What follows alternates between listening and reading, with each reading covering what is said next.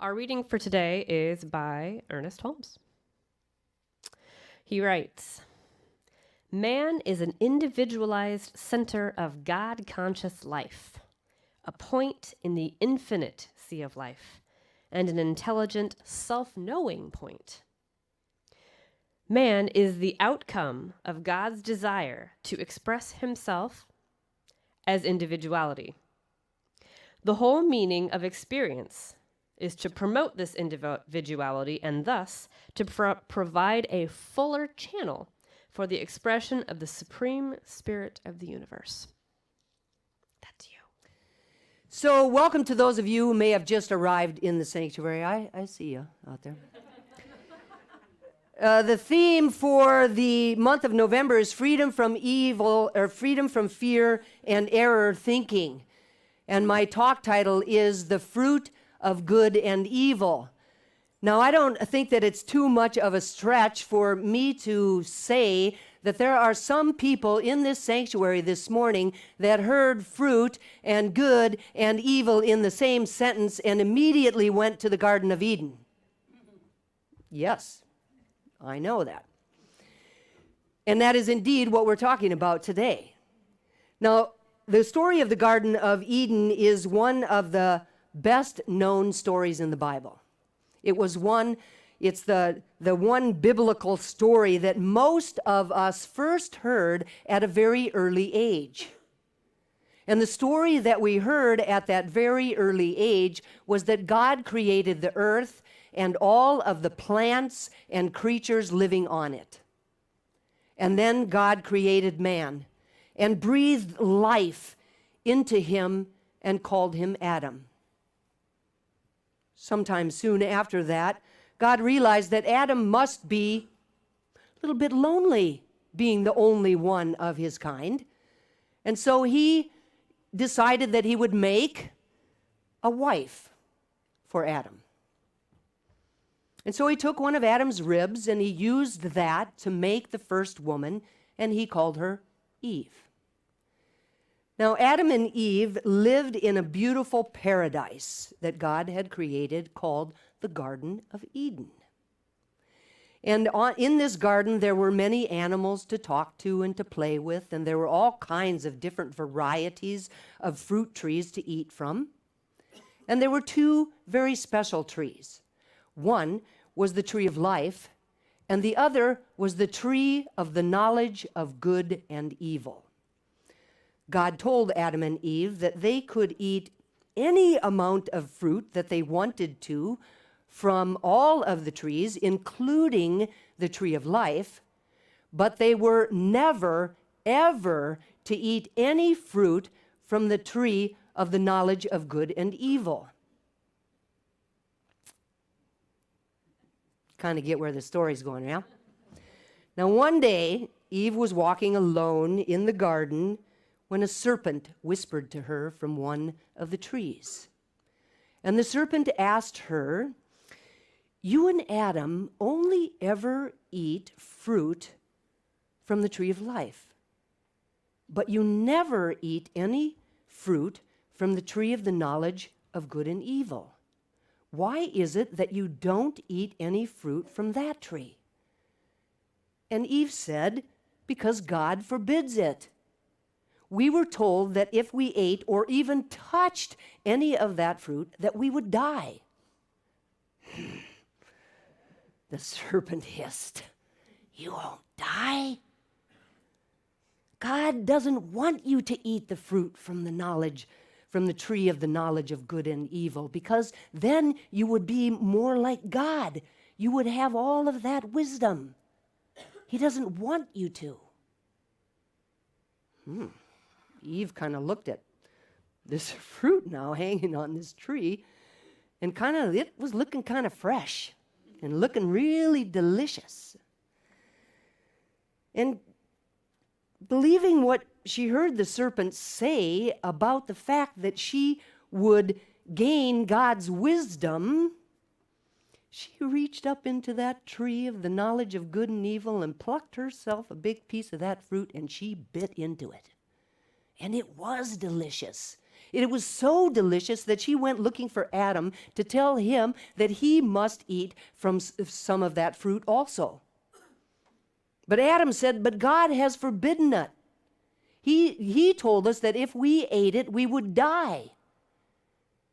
So Eve explained to her what the serpent said about being able to have the wisdom of God if he ate it. And he also realized that here was Eve. She had eaten some of the fruit and she hadn't died. So he thought, well, what the heck?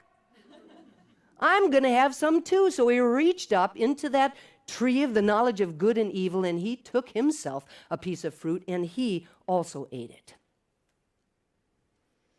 After they ate the forbidden fruit, they looked at each other, and then they looked down at themselves, and they realized they were naked.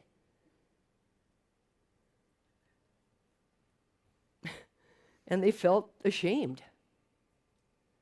And so they turned away from each other, and they rummaged around for some leaves to sew together so that they could cover themselves. Like that.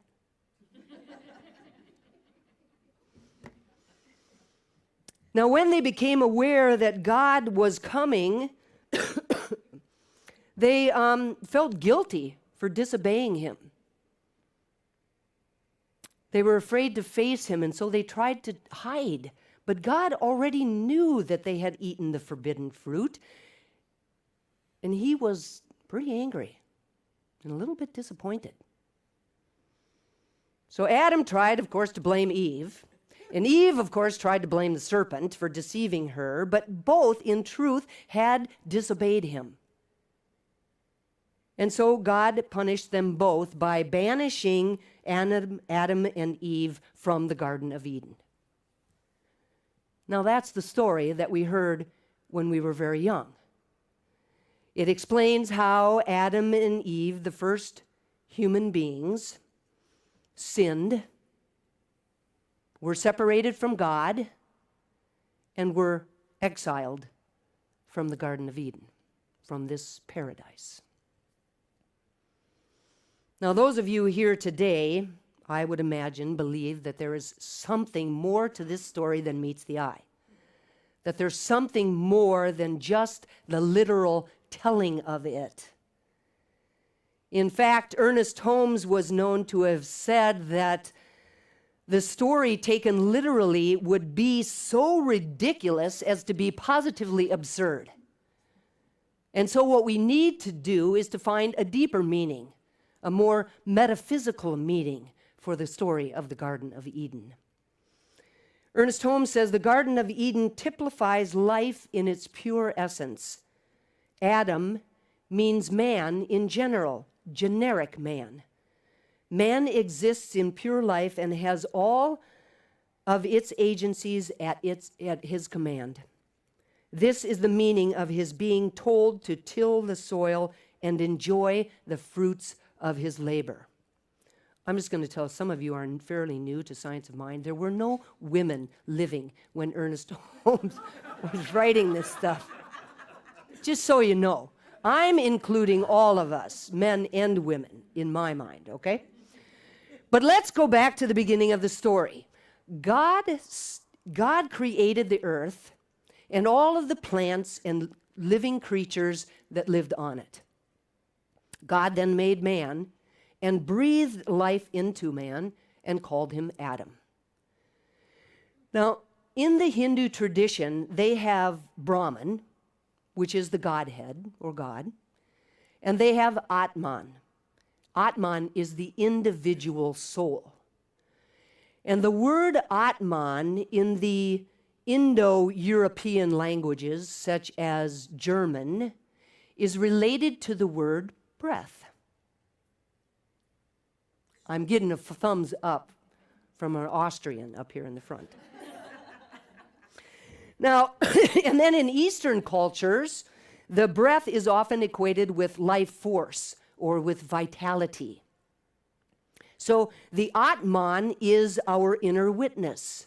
God breathed life into Adam. So the Atman, that inner soul, is the inner witness, our innate wisdom, our gut feeling, our intuition.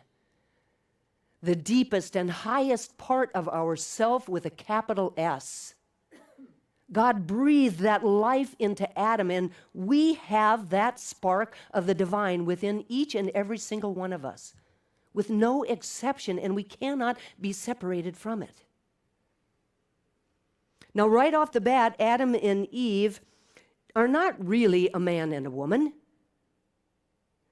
They actually represent the two sides of our nature. So Adam can be likened to wisdom, to our intellect, to our conscious self-choice, our will, if you will. Eve is the feminine within each of us. It is the womb of receptivity, out of which, if there wasn't that, there could be no creation at all. Adam and Eve are intimately connected to this whole process of creation. Now, according to the story, God created man and woman and set them in the Garden of Eden.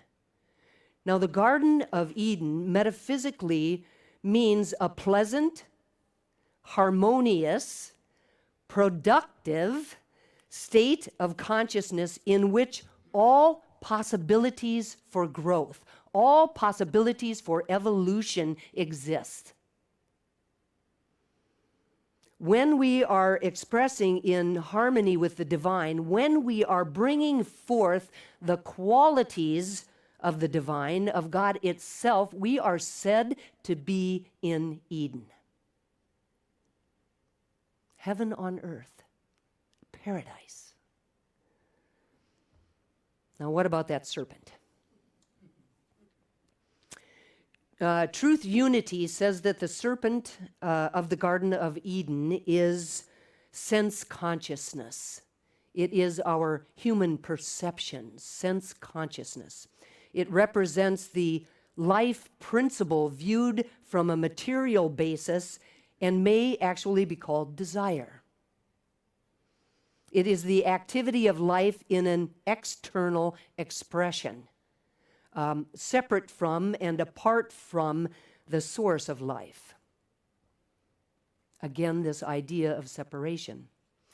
But the really funny thing about the serpent is that the Bible uses this idea of serpent in a couple of different ways. Now, while the first is this idea of the serpent that tempted Eve, it was also the serpent that Moses lifted up in the wilderness. So all of those people that had been bitten by the fiery serpents were healed. They were healed because they looked up upon that serpent that Moses was lifting up into the air. So metaphysically, this means that they looked up. They saw their life in a different light. They saw the divinity that they were, and their minds and their bodies were cleansed. So what this says to me is that any time when our consciousness is lifted up to the realization that it is spirit, anytime our consciousness is lifted up to the truth that we are one with Source, anytime our consciousness is lifted up to the understanding that we have a spark of the divine within us, then it becomes a healing. Always. The Science of Mind point of view is that the story of the Garden of Eden and the eating of the tree of the knowledge of good and evil is the moment when consciousness developed self-awareness. The moment that consciousness developed self-awareness. The only way that the one can experience itself is to create a sense of separation. But you hear me, a sense of separation, and to individuate itself into individualized expressions of itself. Without self and other, there is no experience of self. So in the story, Adam and Eve are naked. And their bodies are different. And in that moment, they experienced a sense of separation between themselves and a sense of separation between themselves and God. And the thing about that is that the garden is a state of undifferentiated bliss, so they could no longer stay in the garden. This self-awareness is evidenced by our power to choose. Ernest Holmes says, "The power of choice with which man has been endowed is either his greatest blessing or his greatest curse. Properly understood, it can lift him to the heights. Misunderstood, it can drag him to the depths. He is free to choose anything he wishes, but he must accept the responsibility for his choices, because the inexplorable law will create his experiences according to his choices." So Science of Mind teaches that the fundamental power that we have is the power to choose.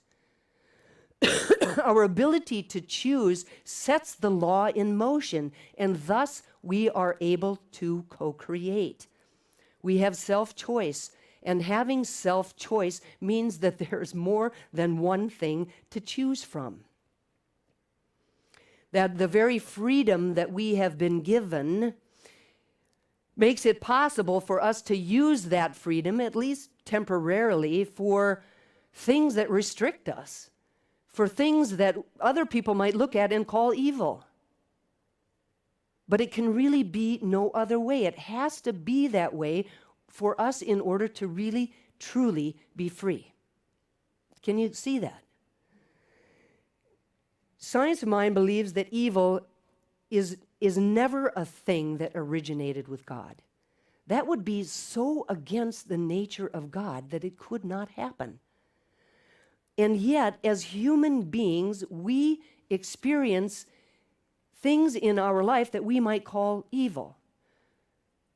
We experience things such as sickness, want, lack, limitation, unhappiness, impoverishment, war, crime, bullying, brutality, and physical deterioration.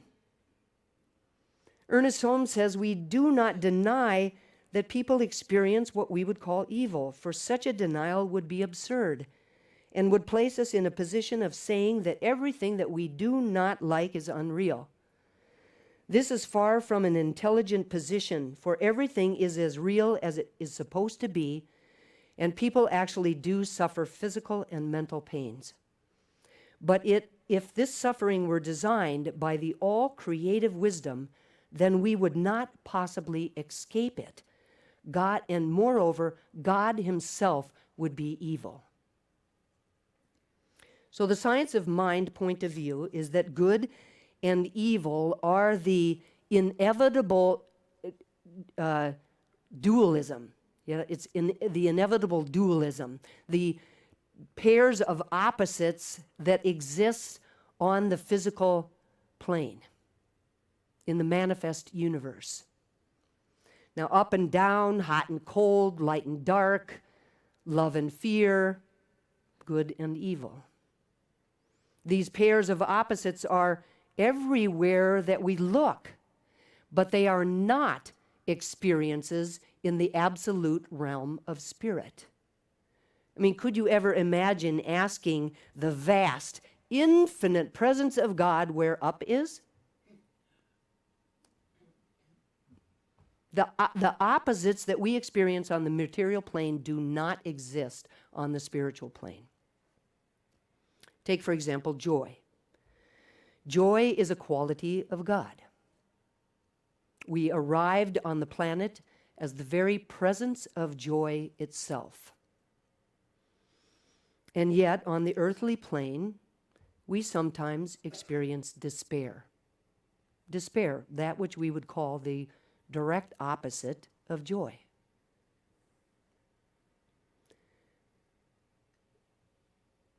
But if God is all that there is, and joy is a quality of God, which I believe that it is, then there can be no opposite of joy on the spiritual plane. There can be no quality that's other than joy. So despair isn't a thing of itself, but it's simply the complete absence of joy. The complete absence of joy, not a thing of itself, the complete absence of joy, or a separation from the joy that we arrived on the planet as. Again, this idea of separation. Emerson says that things are not good and bad, but thinking that makes them so.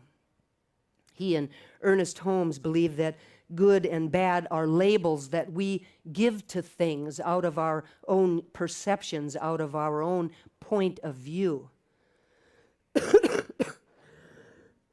If you think about it, what we might call bad in one culture or for one family or for one person might not be considered bad in a different culture or a different family or for a different individual. And think about all the many times that you've called something bad, like maybe the loss of a job, and then a little bit further down the road, you actually realized that it was the greatest blessing you could have ever received. Science of mind does not believe in duality, in the forces of light and dark that are contending against each other, because we believe that everything is one. We only believe in oneness. The conversations between God and Adam and Eve in the Garden of Eden really represent those arguments that go on in our own minds as we try to grapple with this truth. But if God is all that there is, and God is everywhere at all times in its fullness and in its wholeness, then God has to be right here, right now, even in the midst of this experience that we are calling evil. It has to be. Either God is everywhere at all times or God is nowhere at all. And I don't believe that. As I was preparing for, I do want to say too that this voice of God, and in the Bible it talks about it as walking in the garden in the cool of day. Isn't that beautiful? This voice of God, walking in the garden in the cool of day, means the introspective and meditative parts of ourselves. That spark of the divine within us, that Atman, that thing that sees the bigger picture, that sees beyond this illusion of a life separate from God. As I was preparing for this message, I came across something I never even knew about this story. And that is that God placed a cherub with a fiery sword on the top of the threshold to the garden. And its job was as a guardian, not allowing anybody to enter into the garden.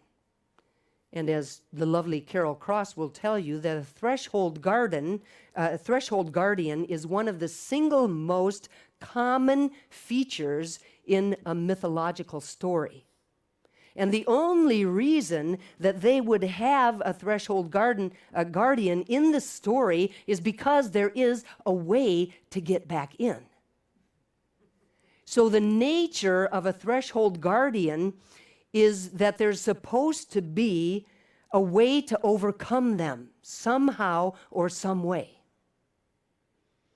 Now, the garden represents the blissful ignorance of a newborn, and it also represents the undifferentiated state of the one before the two. Philosopher Daniel Moore says, in order to get back into the garden, you must see reality for what it is, not what you think it is, not what it's supposed to be, not colored by your beliefs. When you realize that separation is ultimately an illusion of the senses and that the only thing that exists is the one, you also realize that you are that you are the one. Matthew Fox describes the fall in the garden not as the original sin, but as the original blessing. That knowing this is the whole point of the knowledge of good and evil.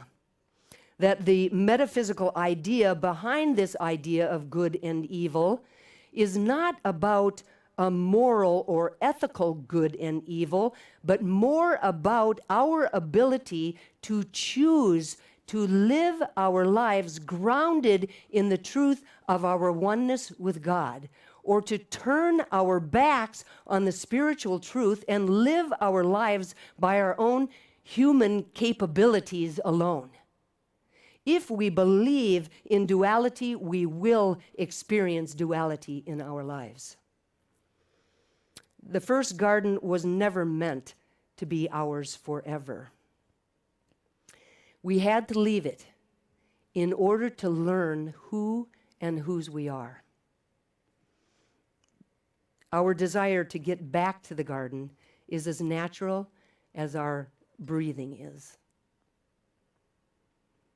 But unless we were able to leave that shelter, then nothing else could ever be precious to us. Reverend Charles Ortman, in an article called The Garden of Eden, says, "We had to leave in order to learn how to hold life and those in it as precious. We had to leave in order to learn to care and to love. We had to leave so that we could figure out ways of growing, not backward, but forward towards the garden, carrying our burgeoning humanity of knowledge and love." Isn't that beautiful? So the Science of Mind point of view is that the story of the Garden of Eden is a symbolic representation of mankind's evolution, of our spiritual awakening. So the journey is one of coming full circle. From the blissful and ignorant darkness of the pure, undifferentiated, unaware consciousness back to the original state of the blissful, pure, undifferentiated consciousness, only this time fully awake and fully aware. And as always, it is our choice. And so it is. And so it is.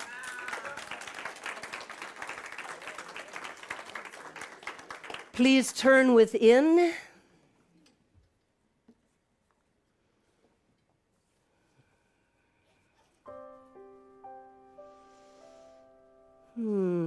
With my eyes closed, my attention turned away from the world of form and turned inward to the center of my being, I am acutely aware of the power and presence of God that is within me and surrounding me. I know that it is the very essence of joy, peace, creativity, love, wisdom, and grace. I know that I am one with it, that I was created by it, that it feeds me, funds me, fuels me, guides me, guards me, and supports me. And just as I know that this is true for me, I know that it is true for each and every single person in this room, every single person within the sound of my voice. Each of us is a unique and divine expression of the divine. And it is from that place of unity that I speak this word of prayer for each of us individually and collectively as the Triangle Center for Spiritual Living, knowing beyond a shadow of a doubt that we are spiritual beings having a human incarnation. That we arrived on the planet imbued with all of the qualities of God, imbued with the ability to co-create a life that we love to live, a life that works for everyone. I claim and know for each of us that there is ease and grace around turning away from that which does not look like God. Turning away from anything that is in resistance to being fully grounded in our oneness. To know that even though we may at times be naked and that our bodies look different and that we feel very separate from each other and from God, we are not. We never have been, we never will be. We are one with each other, connected by this golden thread of God stuff that weaves itself throughout all of life, and that can never change. And so as we turn our attention to the truth, as we ground ourselves in our unity with God and with each other, our lives change. We create from that space. And they are magnificent. They are joy-filled. They are peaceful. They are abundant. And I'm so grateful to know this truth and to speak these words. So grateful for the power of prayer, knowing that my words are clothed in form even as they are spoken. That the law works with mechanical regularity to bring about that which I say with feeling into the experience. And so I speak these words and I release them with love and gratitude and full expectation of their manifestation, letting go and letting God be God. And I invite each of us to anchor this prayer for ourselves and for each other simply by saying, and so it is, and so it is. Namaste.